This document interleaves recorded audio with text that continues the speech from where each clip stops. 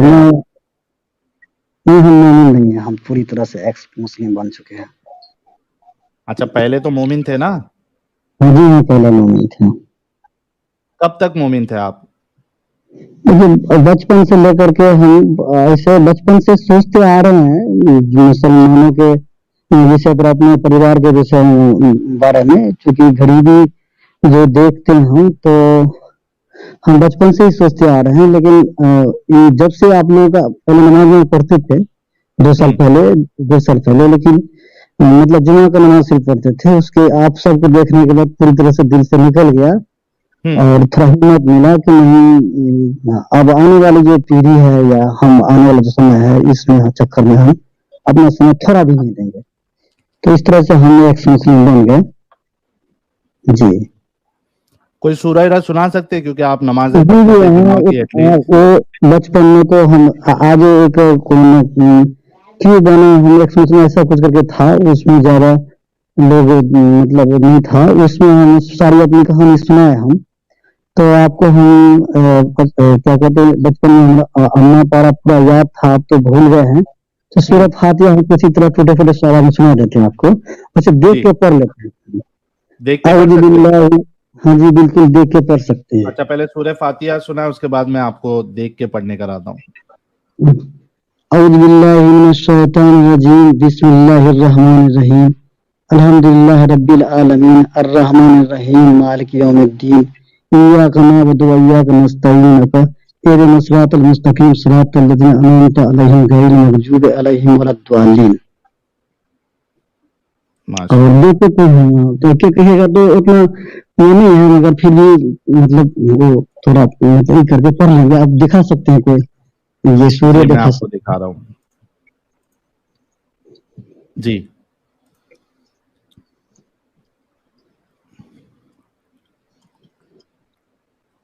वल कुरानिल हकीम, वल कुरानिल हकीम।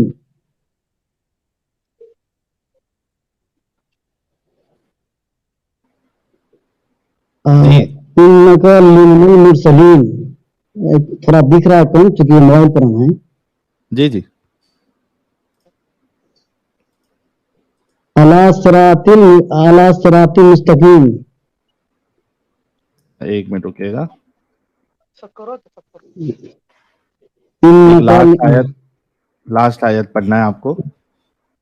जी जी ये तंजीलल तंजील अर तंजीलल अरियू अरियू अजीयू अजीजिल ओ अजीजे अजीजे अर रहीम, अजीजे अर रहीम ठीक है। रहीम। तो गाइस, ये तो वाकई में मोमिन ही थे। नमाजें जो है वो 5 वक्त का जो है एहतमाम नहीं करते थे। जी हाँ, 5 वक्त का एहतमाम नहीं करते थे, लेकिन मोमिन थे, जुमा इमा भी पढ़ते थे। इनके दिल में डाउट्स तो थे, लेकिन जब से ये हमारी स्ट्रीम देखने लगे हैं, वीडियोस देखे हैं, ये टोटली इस्लाम से बाहर आ चुके हैं। तो फिरोज भाई, मैं आपको कॉन्ग्रेचुलेशन कहूँगा, और हमें बहुत खुशी है कि हमारी स्ट्रीम्स देख के कई सारे लोग इस्लाम छोड़ रहे हैं। क्या कहना चाहेंगे आप? अपनी बात रख के फिर हम अपनी बात शेयर करें हैं। वहाँ पर बहुत लंबी कहानी हुआ है मेरे साथ। तो वहाँ पर तो 100 आदमी देख रहा था, तो शायद अब हमें लगता है कि यहाँ फिर से बोलना चाहिए। तो वहीं हम बोले, अब दोबारा बोलने में थोड़ा हमको ये लग रहा है, बोले तो बोल देते हैं। जी जी, शॉर्ट में बताइएगा कि क्या मामला हुआ आपके साथ और क्यों आपने छोड़ा इस्लाम। देखिए अच्छा ठीक है, हम बता देते हैं। जो कोई सुना होगा वहां पर वो फिर से सुन लेगा। तो क्या हुआ कि आज से 20 वर्ष पहले मेरे घर के सामने मस्जिद है, वहां पर 3 आदमी हम लोग रात में ईशा नमाज के बाद चर्चा हो रही थी, उसमें हम 5 वक्त नमाज ही पढ़ते थे। तो नमाज ईशा नमाज के बाद गर्मी का समय था, गर्मी के समय में ईशा नमाज के बाद जैसे कि हवा खाने के लिए मतलब बैठा था, तो उसमें एक हिंदू भाई भी था। तो चर्चा चल रहा था कुरान पर और रामायण पर। तो हिंदू भाई ने कहा कि रामायण जो है सो रामायण का लेखक राइटर जो है वो उधर से न्याय से आ रहा था। जी जी बोलिए। रामायण का वाल्मीकि में कौन है?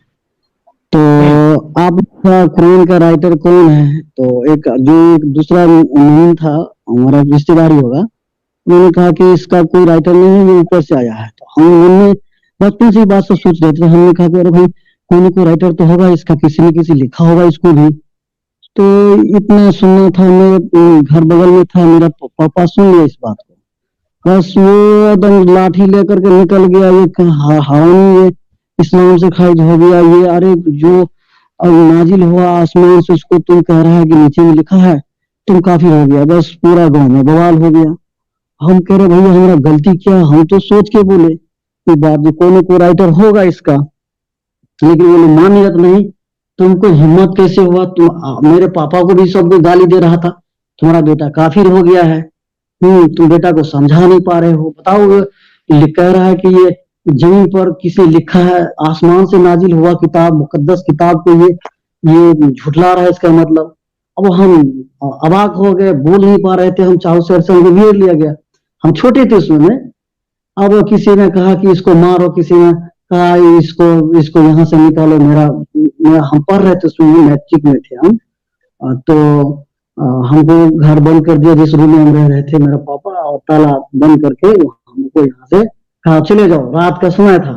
तो हम फिर गांव का जो मुखिया था, मतलब सरगना था, बस्ती का छोटा मोटा मुस्लिम आबादी है, तो वहां हमको कहा कि देखो हमसे गलती हो गया, हमको क्या पता कि क्या है नहीं, हम इतना तो नहीं जानते हैं। तो फिर मेरे पापा कह करके कि हाँ गलती हो गया उस बच्चा से, तो फिर जो है सो मामला शांत हुआ। उस समय से अभी मतलब मेरे मन में ये सब चलता आ रहा है, और हम देख रहे हैं कि मुसलमान और हिंदू में जो भी डिफरेंसेज है, सुख में, आर्थिक स्थिति में, और बहुत सारी बात है, सेहत में, डॉक्टर के पास जाओ तो मुस्लिम का भीड़, क्या कहते हैं, कोर्ट जाओ तो मुकदमा में मुस्लिम का भीड़। अरे भाई पापा माँ से हम जब प्रश्न करते थे कि भैया आप लोग कह रहे हैं कि बरकत है जहाँ नमाज होता है, जहाँ मुसलमान है, जहाँ मस्जिद है, तो फिर हम लोगों ने बरकत की बात करते हो तो फिर इतना जहमत क्यों है, सब कोई परेशान क्यों है? तो उन्होंने कहना था कि ये दुनिया में ही हम ये कहते थे कि हिंदू में फिर ऐसा नहीं है, इन लोगों में भी कम है। तो फिर हम लोग फिर किस बात का मुसलमान, किस बात का जन्नत, किस बात का बरकत? तो उनका कहना था कि इन लोगों का दुनिया में जन्नत है। चलो इस तरह से होता गया। इसी तरह से जो है उसके बाद चलता गया, लेकिन हमको ये सब बात सवाल करते थे, तो गांव में हमको बना नहीं, हम वहां से चले गए दूसरे जगह, और परिवार के साथ शादी होने के बाद बीवी के साथ वहां हम दूर, गांव से दूर रह रहे हैं। तो यहाँ पर ये पिछले 6 महीना पहले की बात है, 6 महीना पहले नुपुर शर्मा का जो बयान जो दी थी, वो मतलब वो डिबेट में, उसके बाद जब पूरे देश में बलवा हुआ, तो हम क्या किए, उसके तो क्या दिन बाद जो है सो रांची में 2 व्यक्ति मरा, और उसी दिन तौकीर रजा था। हेलो, आवाज आ रही है मेरी? हेलो, हाँ आ रही है, आपकी आवाज आ रही है। अदा जी जब आप नहीं बोल रही है तब आप म्यूट कर लीजिए, हाँ, जब आपको बोलना होगा तब अनम्यूट कर लीजिएगा। ठीक है। तो उसके बाद जो है फिरोज भाई, हाँ, तो हम क्या, तौकीर रजा का ये क्या कहते हैं सभा था बरेली में, तो वो जो बयान दिया उसमें जो भीड़ देखे हम क्या किए, एक तो चैनल बनाए, ठीक है, यूट्यूब का, और उस पर वीडियो हम एक बनाया मेरा, जिसमें पिक्चर नहीं था, सिर्फ मेरा वॉइस था, मतलब मेरा आवाज था सिर्फ। तो उसमें हम क्या बोले कि इतना जो भीड़ जमा किया है ये मौलाना, तो यहाँ का हिंदू समाज देख लो, उस पर उसके सिद्ध के बारे में कहा तो वो लोग कोई कुछ नहीं बोल रहा है, ना कोई उन लोगों का धर्म जो इस तरह का भीड़ इकट्ठा कर रहा है। अगर कोई हिंदू समाज भीड़ इकट्ठा कर भी ले तो यही मुस्लिम वर्ग जो है कोई ऐसा बोबस जाके उसको उड़ा ही दे, और वो लोग देखो खुलेआम खिलाफ बोल रहा है, भीड़ जुटा रहा है। ये सब कुछ ऐसे कुछ बोले उस पर, ये वीडियो बना के हम यूट्यूब पर लोड कर दिए। लोड करने के बाद ये हमको इतना अंदाजा नहीं था कि लीक होने के बाद हम पर जुल्म हो, हम पर बवाल मच सकता है। ऐसा हुआ कि बगल में एक मदरसा है, वहां पर इस वीडियो सुना, बस सुनना था भैया, क्या बताएं, इतना बड़का हंगामा खड़ा हुआ।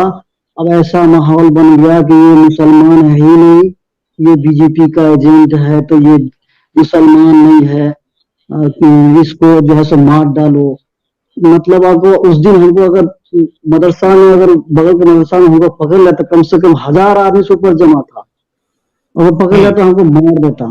तो मुखिया जो है, जो मुसलमान ही है और हाफिज भी है, वो भी था उसमें।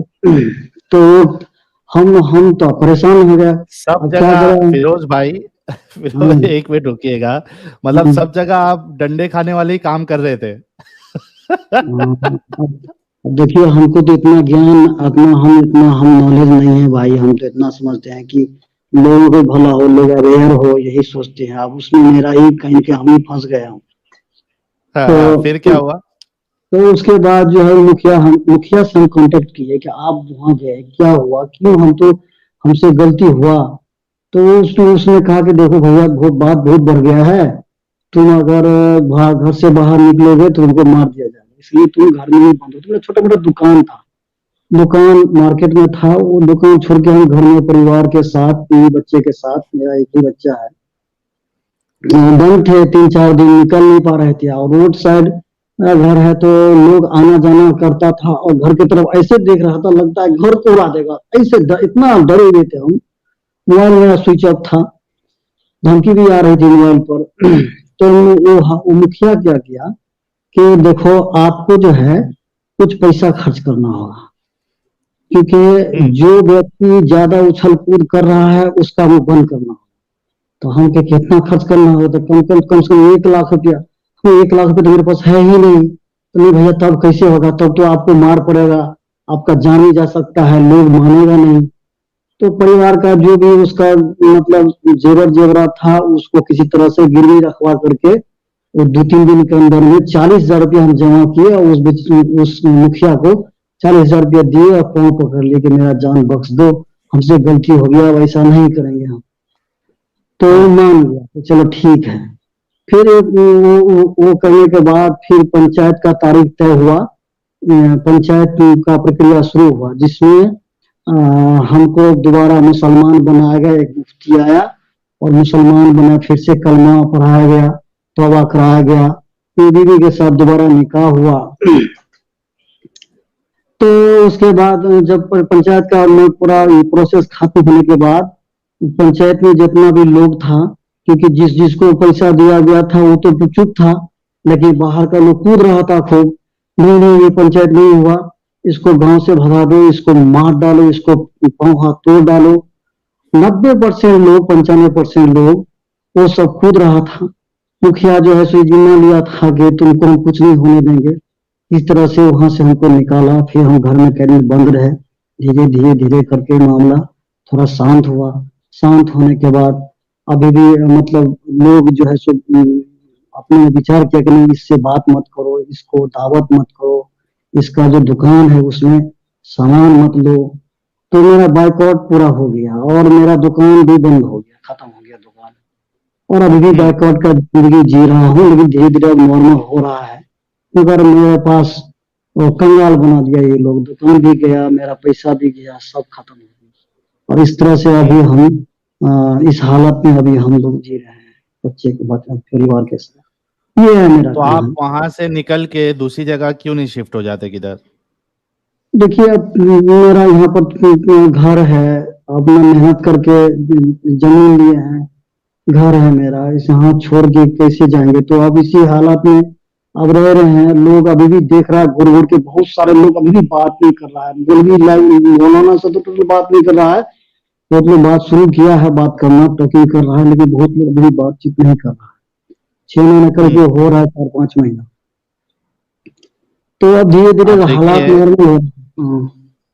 मैं ये कह रहा हूँ कि भाई देखिए, जमीन है, जो भी है, कुछ भी है, वो अपनी जगह, लेकिन जान जो है वो ज्यादा अहम है, सेफ्टी ज्यादा अहम है, लाइफ की कीमत हर चीज से ज्यादा है। तो जमीन वमीन जो भी है वो तो बाद में आ जाएगी। आप अगर बहुत ज्यादा वहाँ प्रॉब्लमेटिक है तो मेरा सजेशन तो यही रहेगा कि आप वहाँ से निकल कर कोई दूसरी जगह पर आप फिर से एक नई जिंदगी स्टार्ट करें, जमीन जो है वो रहने दीजिए, बाद में उसको बेच दीजिएगा। आपका कहना भी सही है। इस बात को हम कभी सोचते हैं कि कहीं किसी प्रकार का अप्रिय घटना ना घटे। एक बीजेपी का नेता है जिसको हम इस बात को लेकर कई दिन के बाद गए, हम लिख के दिए कि देखिए इस तरह के वाली, वो सब इतना ध्यान दिया नहीं। और वो जो हमने एक बात बताना भूल गया, क्योंकि जो वो उन लोगों ने कहा पंचायत में कि इसका जो ये शरीयत के हिसाब से इसका इंसाफ हुआ और इसका सामाजिक इंसाफ नहीं हुआ, तो लोगों ने कहा कि कम से कम 100 कंछी मारो इसको। तो मुफ्ती ने कहा कि चलो 10,000 का जुर्माना दे देगा, मारो मत। तो जुर्माना के तौर पर 10,000 क्या, वो अभी भी हम दे नहीं पाए, अभी बाकी है वो देना। तो हम सोचते हैं कि वो बीजेपी का जो नेता है उसको लिख के जो उतना ध्यान नहीं दिया, और वो पैसा हम जुटा रहे हैं पुलिस उसको नहीं है आपके वहां पे? पुलिस चौकी नहीं है? पुलिस चौकी है, लेकिन वो मुखिया जो है ना, पुलिस से कांटेक्ट किया, पुलिस सारा गांव के लोग पुलिस के पास गया कि इसको गिरफ्तार करो। तो पुलिस ने कहा कि पहले आप गांव में फरिया लीजिए, नहीं फरियाएगा तो हम इसको अंदर करेंगे। तो पुलिस भी तो पुलिस आपको अंदर करेगा बोला? हाँ, पुलिस कहा कि हम इसको पकड़ के गिरफ्तार करके भेज देंगे जे, क्योंकि अगर खिलाफ को लग रहा है कि नहीं, ये कहना था कि मुसलमान के खिलाफ बोला, मुसलमान के खिलाफ बोला ये इस जुर्म में। हाँ।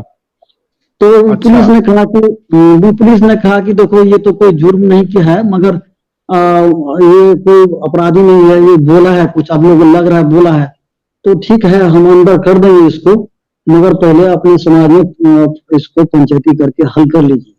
तो बस उस तरह से वहां भी हम नहीं जा सके। अच्छा,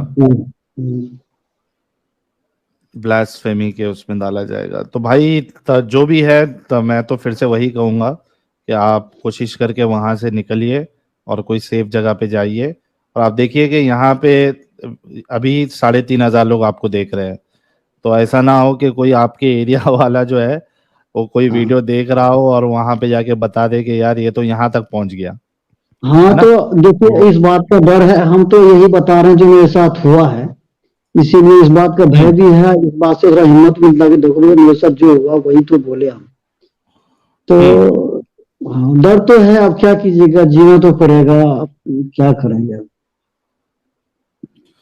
देखिए हमारे फिरोज भाई जो है, इनकी भी कहानी बड़ी अजीब है। यानी मेरे को ये समझ में नहीं आता कि यार मोमिनो, यार तुमको क्या प्रॉब्लम है? कोई इस्लाम छोड़ रहा है, नहीं छोड़ रहा है, कुछ बोल रहा है, नहीं बोल रहा है, तुमको क्या करना है यार? तुम उसकी जान के पीछे क्यों पड़ जाते हो?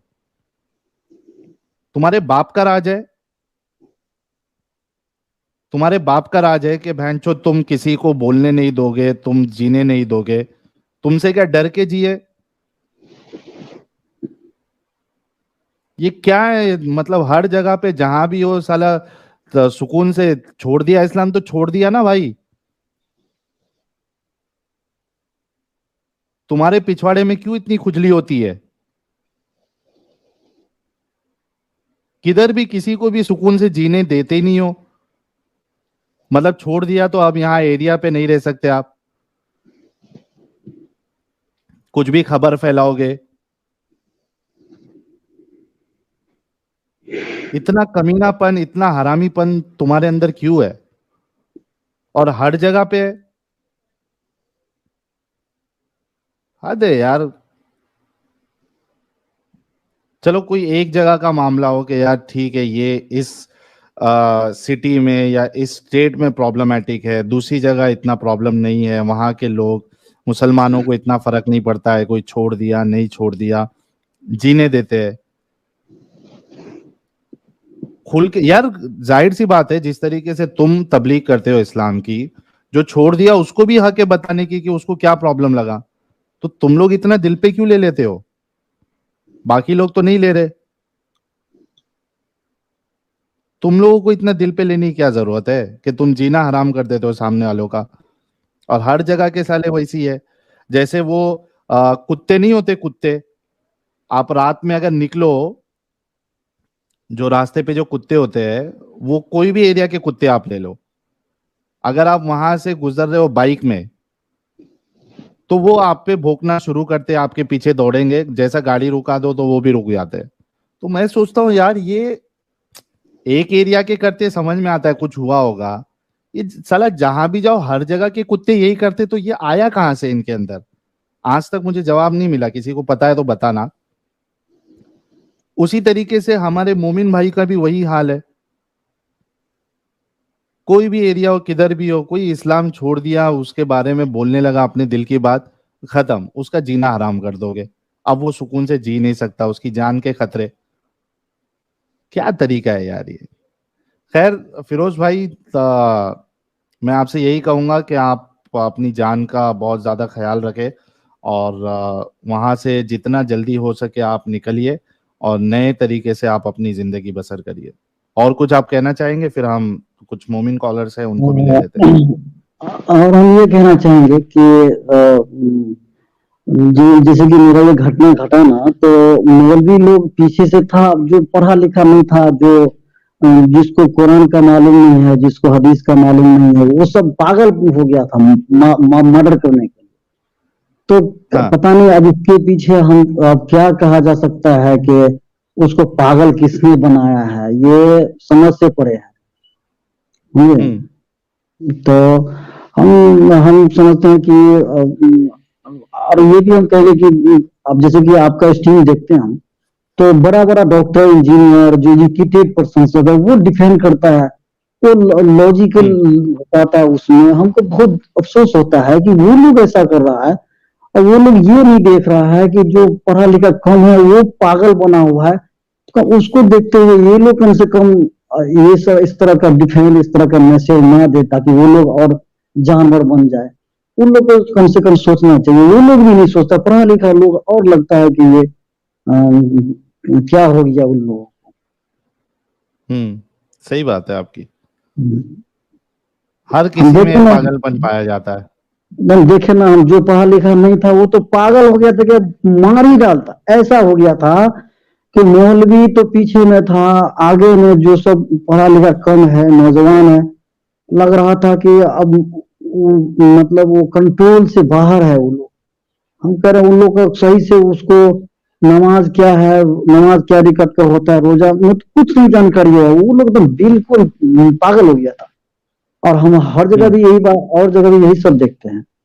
तो जो कोई पढ़ा लिखा है, वो लोग इस बात को समझ रहा है कि इस तरह से इस ये बहुत मतलब हालत खराब हो रहा है, लोग बेकसूर लोग मारा जा रहा है इस समय। उन लोगों को कम से कम समझना चाहिए, लेकिन समझ में नहीं आता है कि क्या किया जाए। बिल्कुल। काशिफ अली भाई कह रहे हैं, साहिल भाई क्या ये सबसे बड़ा सबूत नहीं है कि इस्लाम झूठा है? जिस तरह ये दादागिरी करके जबरदस्ती बात मनवाते हैं। बिल्कुल भाई, बहुत बड़ा सबूत है कि आपको जो चीज सच्ची होती है उसको, वो डरता नहीं है क्रिटिसिज्म से। वो क्रिटिसिज्म से डरता नहीं है जो सच्चा होता है। वो बोलता है करो क्रिटिसिज्म, क्या फर्क पड़ेगा मुझे, मैं सच्चा हूं, किसी के क्रिटिसिज्म करने से मुझे कोई फर्क नहीं पड़ता। लेकिन इस्लाम आपको क्रिटिसिज्म अलाउ ही नहीं करता है, क्योंकि वो अगर जो कहेंगे क्रिटिसिज्म अलाउड है, वो क्रिटिसिज्म को कब उसको ब्लास्फेमी पे कन्वर्ट कर दे, आप बोल ही नहीं सकते। और हमारे लाला जी कमेंट में कह रहे हैं, how can an ex Muslim who openly speaks about Muhammad and his stupidities have the right to live in this world. यही तो बात है ना। इसी वजह से तो जो पिछले बार हमने तौसीफुर रहमान का बयान लगाया था, उसने कहा ना कि जो गुस्ताख है उसको जीने का हक है ही नहीं धरती पे।